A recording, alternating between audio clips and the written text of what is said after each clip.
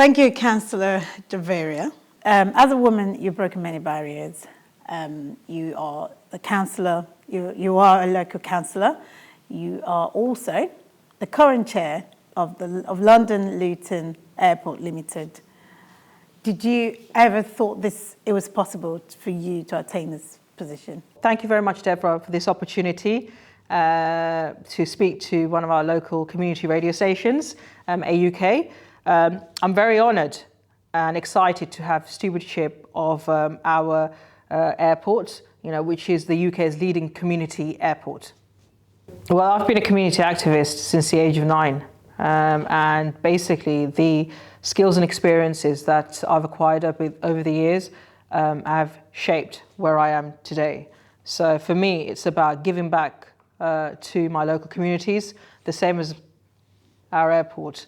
And, I've decided to stand as a councillor because I wanted to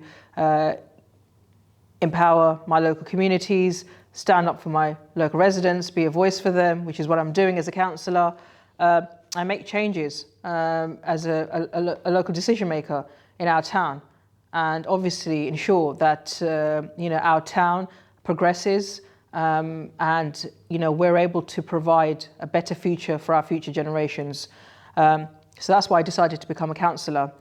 Insofar as the chair of the airport board is concerned, never did I think that it was possible. I got elected in 2019 as a councillor, and I've been vice chair of LAL since 2019.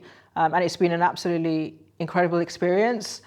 And I hope that young girls and women who are listening and watching take inspiration from what I've achieved to be able to, motivate themselves to achieve also.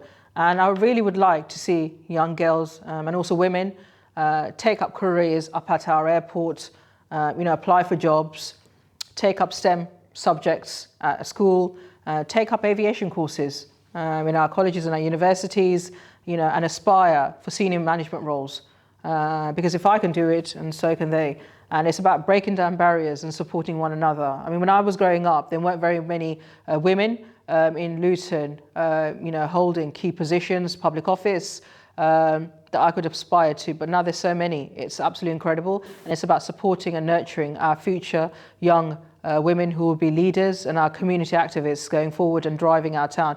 And our airport plays a critical role in that, because what our airport is doing is providing opportunities for our young girls and our women to excel in the aviation sector and also in the voluntary charity sector. Before the pandemic, nearly 17 million passengers travelled through London Luton Airport, making it the 5th biggest airport in the UK and the 4th largest airport serving the London area after Heathrow, Gatwick and Stansted.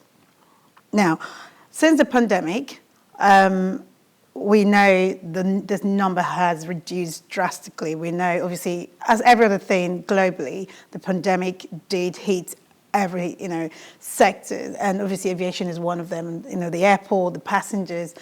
Now, obviously, as a chair, since you've taken over, what measures have you taken to help reduce the impact of COVID on the airport? Getting passengers, getting people to travel through London Luton Airport, and also steer it back towards recovery.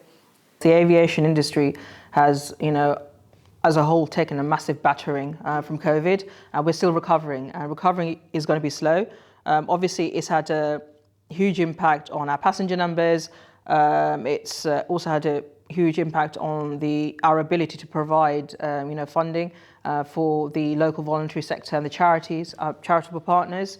And also, we also provide a dividend to Luton Council that enables them to provide frontline services. So since the pandemic started, we still remain one of the busiest. In 2020, we were carrying 5.4 million passengers. I mean, obviously, that's just a drop in the ocean of what we usually carry in terms of numbers. This year, over the summer, we had around 1.2 million passengers that flew through, London Luton Airport in July and August. What we did do, which makes us so unique, basically this mantra of us being a community airport, is that we continued throughout the pandemic to provide emergency funding to our charities and our voluntary sector so that they can continue helping the most vulnerable in our society, in our local communities. So that's the homeless, the elderly, and those children that are suffering from poverty. So we continue to do that, and we continue to call on the government for more support for the aviation industry as a whole. We're hoping that with the sort of overhaul of a traffic light system that nobody understood, that may help, and also the government's commitment to obviously making testing a bit cheaper. We're optimistic about our own recovery. And about us, our airport picking up where we left off pre-pandemic.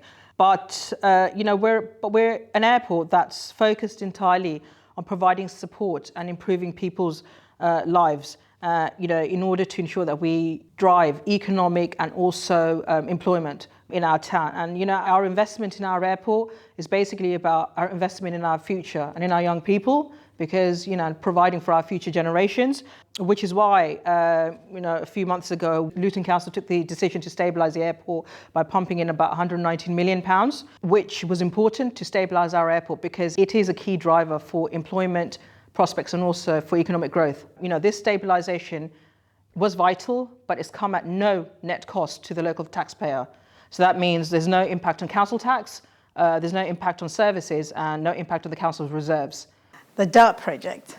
Tell us, how would this project benefit Luton? DART basically stands for Direct Air Rail Transit, for those of you who don't know what that stands for.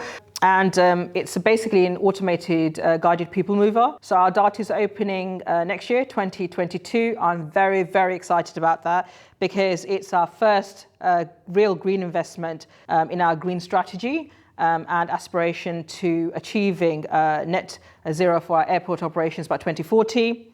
It's going to provide a fast, reliable, efficient and environmentally friendly transfer between Luton Airport Parkway railway station direct into the airport terminal in 4 minutes.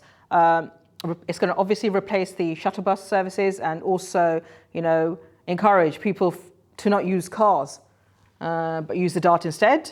So we can see the obvious benefit there. And it's going to provide a world-class passenger experience and an ongoing competitive edge for us at the airport, over our competitors, and maximising the benefits for Luton. Because if more people choose to fly out of our airport, which is what we want, then obviously that revenue that we generate, we pump back into our local community.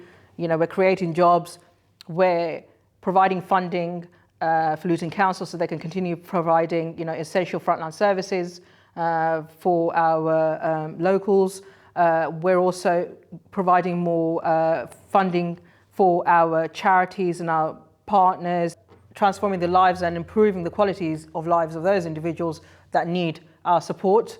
So it's basically, and it also will help create jobs, opportunities for our young people, apprenticeships, enable them to kickstart in their careers in the construction industry, even up at the airport. So it's, it will benefit a lot and it will transform Luton for the better.